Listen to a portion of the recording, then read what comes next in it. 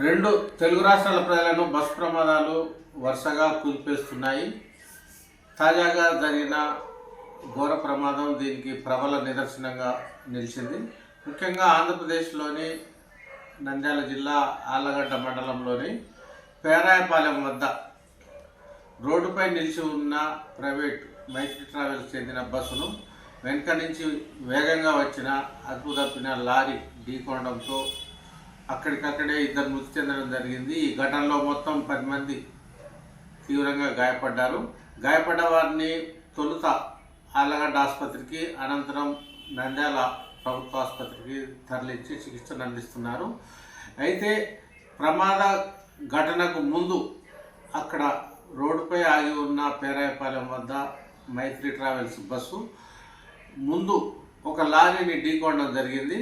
ఢీకొన్న నేపథ్యంలో రోడ్డు మధ్యలోనే అది నిలిచి ఉన్న పరిస్థితుల్లో స్పీడ్గా వస్తున్న మరొక లారీ వెనుక నుంచి బలంగా ఢీకొన్న నేపథ్యంలో బస్సు నుజ్జు అయింది.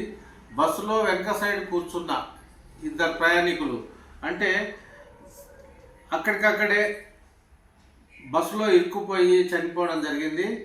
మృతులను బద్రీనాథ్ మరియు హరితలుగా గుర్తించడం జరిగింది.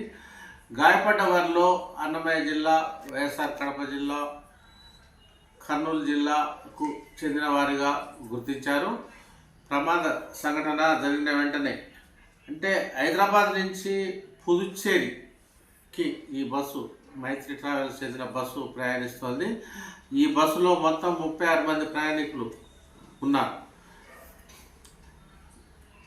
సంఘటన జరిగిన నేపథ్యంలో ప్రమాదానికి కారణమైన లారీ డ్రైవర్ లారీలోనే ఇరుక్కుపోవడంతో, అదేవిధంగా మృతి చెందిన 2 మృతదేహాలను కూడా బయట తీయడానికి పోలీసులు చాలా కష్టపడాల్సి వచ్చింది. సంఘటన జరిగిన ప్రాంతం భయానకంగా తయారైంది. రాకపోకలు ఈ ప్రమాదం నేపథ్యంలో స్తంభించడం జరిగింది. పేరాయపాలెం వద్ద పోలీసులు ఇప్పటికే చేరుకొని అక్కడ బందోబస్తు చర్యలను కూడా సహాయక చర్యలను పర్యవేక్షిస్తున్నారు. అయితే ముఖ్యంగా గాయపడ్డ వారిలో 4 పరిస్థితి చాలా విషమంగా ఉన్నట్టు తెలుస్తోంది. ఈ మేరకు డాక్టర్లు కూడా ఆ మేరకు ఒక ప్రకటన కూడా చేశారు. సంఘటన స్థలానికి నంద్యాల జిల్లా చెందిన superintendent of police Sunitha Sharan చేరుకొని స్వయంగా అక్కడ పరిస్థితులను పర్యవేక్షించడం జరిగింది.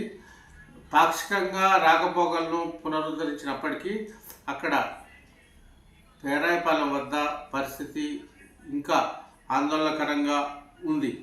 అయితే ఇరుక్కుపోయిన మృతదేహాలను కావచ్చు, లారీ డ్రైవర్ని కావచ్చు, మరోవైపు ప్రయాణికులను కావచ్చు బయటకు తీయడం అనేది ఒక కష్టతరమైన పనిగా మారింది. దీనికి సంబంధించి అతివేగం తొలుత మైత్రి ట్రావెల్ చెందిన బస్సు ముందున్న లారీని ఓవర్టేక్ చేయబోయి ఢీకొన్నదని స్థానికులు చెప్తున్నారు. అదే క్రమంలో లారీని ఢీకొన్న బస్సు రోడ్డు మధ్యలోనే నిలిచిపోయిన క్రమంలోనే అంతే వేగంగా వస్తున్న మరో లారీ ఢీకొనడంతో బస్సు నుజ్జు కావడం జరిగింది. లారీ కూడా పూర్తిగా ధ్వంసం కావడం జరిగింది. ఇప్పటికే దీనికి సంబంధించి ఆంధ్రప్రదేశ్ రాష్ట్ర ముఖ్యమంత్రి నారా చంద్రబాబు నాయుడు కూడా స్పందించారు. బాధితులకు మెరుగైన చికిత్సను అందించాలని కూడా సూచించారు. ప్రాణ నష్టం జరగకుండా వైద్యులు అన్ని చర్యలు తీసుకోవాలని నంద్యాల జిల్లా పోలీసు యంత్రాంగాన్ని, నంద్యాల జిల్లా కలెక్టర్ను కూడా చంద్రబాబు నాయుడు ఆదేశించడం జరిగింది. ఇప్పటికే 42 మంది కర్నూలు వద్ద జరిగిన ఘోర రోడ్డు ప్రమాదంలో సజీవ దహనమయ్యారు. మరోవైపు చేవెళ్ల వద్ద జరిగిన ప్రమాదంలో కూడా 18 మంది చనిపోవడం జరిగింది.